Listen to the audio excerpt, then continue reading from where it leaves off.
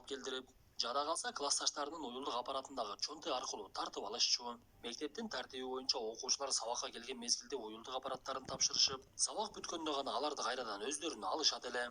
Бул нерсеге класстагы мыкты окуучу Сочонте жоопкерчиликтүү болгондуктан ал аркылуу уюлдук аппараттарды жаман балдар алышып, бир күнү жаман балдардын бири Чонтени уруп, сен мага жаңы окуучу Йонсы Ындын дагы уюлдук аппаратын алып келип бергениң. Антпесең менден бир көрүгүлүктү көрөсүн деп жаактан нары бир чабат. Анда Чонте бир жагынан жаман балдардан корксо, экинчи жагынан Йонсы Ындан дагы коркуп, эмне кылышын билбей окуучуларга берейин деп мугалиминен уюлдук аппараттарды көтөрүп келе жатып, ажатканага кирип уюлдук аппараттар чогулган баштыктан Йонсынын уюлдук аппаратын алып алат. Бир мезгилде балдардын бардыгы уюлдук аппаратын алып, каарманыбыз өзүнүкүн таппай калган кезде Чонте билбеймин деген гана жообун берди.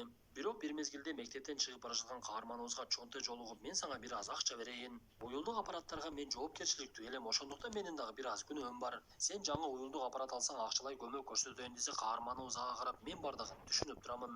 Мени келесоо деп ойлобочу, сен аябай эле коркок экенсиң деп кетип калат. Биз ар башкабыз. Бирок бизди бириктирип турган үй бүлөбүз. Үй бүлө бул жүрөктөрдү бириктирип турган эң ишенимдүү түйүн. О мобилдик операторунун үй бүлө премиум тарифи. Бүтүндөй үй бүлөң Аппарат сатып алган апасы менен бара жаткандыгын көрөт. Сыны уюлдук аппарат сатып алган апасы менен бара жаткандыгын көрөбүз. Көрсө, каарманыбыздын атасы менен апасы ажырашып кетип, азыркы учурда Йонсы апасынын жанында жүрөт экен. Кечинде Йонсы бул убакта дагы деле комада жаткан досу Ансухону көргөнгө ооруканага барат. Каарманыбыздын эмне үчүн уйкусу жакшы болбой жаткандыгынын себеби ал досуна өз убагында жардам бере албай калгандыгына өкүнүп жүрөт экен. Эртеси күнү Йонсы мектепке келсе, жанагы жаман балдар дагы деле Чонтени тамашалап шылдыңдап отурушкан болчу. Анда жаман балдардын бири Чхве Хёман Чонтени армалия кылып жаткан мезгилде каарманыбыз муну көрүп чыдай албай, мурдагы күндөрүн эстеп жаман балдарга кол сала баштайт.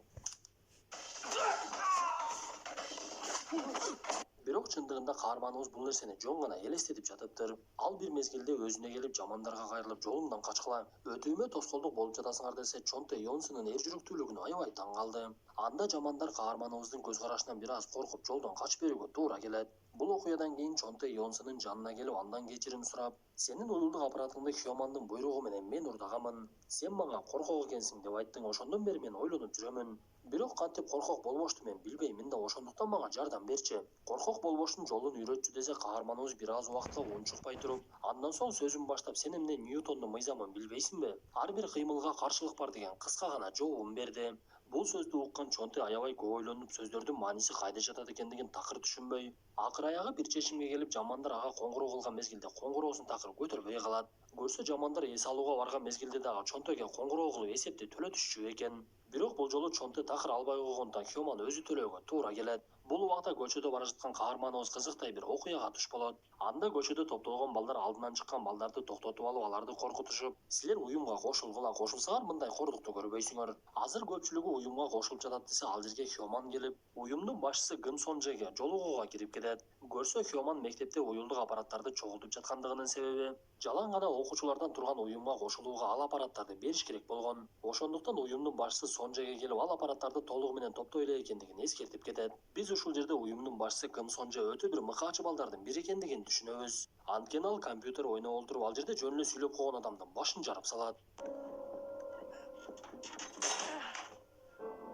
Бул убакта бир чечимге келген Чонте мектепке аябай эрте келип, Хёман чогултуп жаткан уюлдук аппараттарды алып, аларды кимден урдап берсе бардыгына кайтарып берет. Ал уюлдук аппараттарды ордуна коет дагы, мени кечирип кой деген жазууларды калтырат. Бир мезгилде мектепке келген Йонсы дагы өзүнүн уюлдук аппаратын таап, Хёман болсо уюлдук аппараттарынын бардыгы ордунда жок экендигин көрүп, катуу жини келип, дароо эле бул нерсеге Чонтенин катыштыгы бар экендигин түшүнүп, класска жөнөйт. Бул убакта ар бир кыймылга каршылык бар экендигин түшүнгөн Чонте келтекчегенге даярданып жаткан. Бир мезгилде Хёман ал жерге жетип келип, эчтекеге карабай эле Чонтени сабай баштады. Муну алыстан карап турган Йонсы мурдагы күндөрүн эстеп, келтекчеген күндөрү эсине түшүп, Чонтеге жардам берүүнү каалап, Хёмандын колундагы үстөлдү түшүрөтеп, жаман эле кызычуу неме экенсиң, адамды уктатпай койдуң го, акырыныраак болчу деп каршылык көрсөтө баштайт.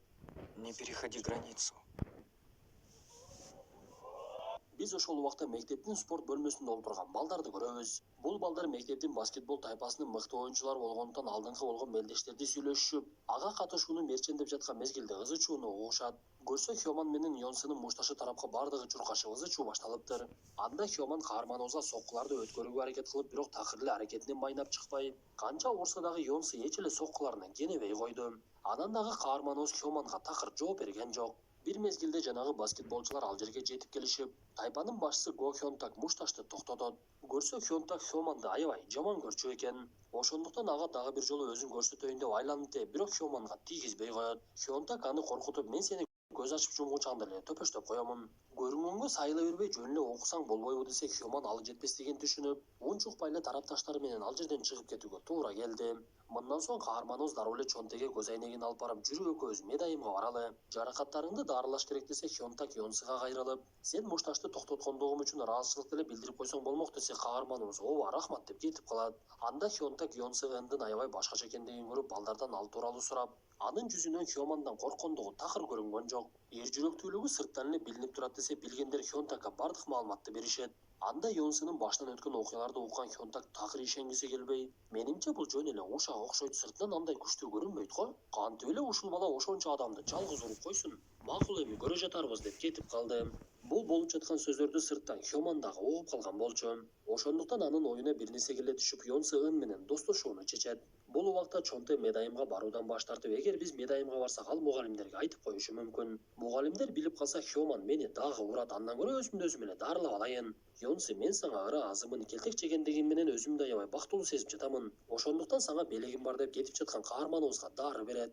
Көрсө, бул дары уктоого жардам берүүчү дары экен. Аны бергендигинин себеби Йонсу биз буга чейин айткандай мектепке келип алып эле уктай берчү. Анда каарманыбыз жанагы дарыны ичип алып, үйүндө биринчи жолу өтө бекем уйкуга кетет. Ал эртеси мектепке аябай күч кубаттуу келип, Чонте экөөнүн ортосунда достук пайда боло баштагандыгы байкалды. Хёман болсо буга чейинки максатын ишке ашырууну көздөп, Йонсу ындын чындыгында ким экендигин түшүнүп, аны менен достошууга киришип, ал аркылуу алы жетпей жүргөн Го Хёнтакты жок кылууну чечет. Ошондуктан ал эң биринчи эле барып, баскетболчулар жайгашкан бөлмөдө эч ким жок экендигин көрүп, ал жакты талкалай баштап, мен силерге бир көргүлүктүү көрсөтөм деп ал жерге чылымынын бычогун таштап койду. Бул убакта сабакта олтурган Йонсу Чонтенин көптөн бери сабакка кирбей калгандыгын байкап, андан кабатыр алып коңгуроо кылып жатса, уюлдук аппараты дагы өчүк экен. Бир мезгилде эле ал жерде Хёман пайда болуп, Йонсуга кабарын берип, мен Чонтени көрдүм. Аны баскетболчулар өздөрүнүн бөлмөсүнө алып кирип кетти деп айтат. Анда каарманыбыз ал жака барса, чындап эле Чонте ал жердеги шкафтардын биринде камалып олтуруптур. Бул убакта Чонтеге окшогон балдардын бири Хёмандын буйругу менен Го Хёнтакка барып, сени Йонсу чакырып жатат, ал сени менен мушташат экен. Хёман экөө биригип алып, сени дагы Бакуну дагы жок кылабыз деп жатышат деген кабарын берет. Биз ушул жерде бул мектепте Баку деген бала бар экендиги тууралуу маалымат алабыз. Көрсө, Баку деген бала баскетбол тайпасында ойноп, мектептин атаманы экен. Ал өтө күчтүү болгондугу менен адилеттүүлүк кылып, мектепте тынчтыкты сактап туруунун аракетин көрөт болчу. Ошондуктан Хёман аны дагы аябай жаман көрчү эле. Бул убакта туура эмес маалыматты угуп алган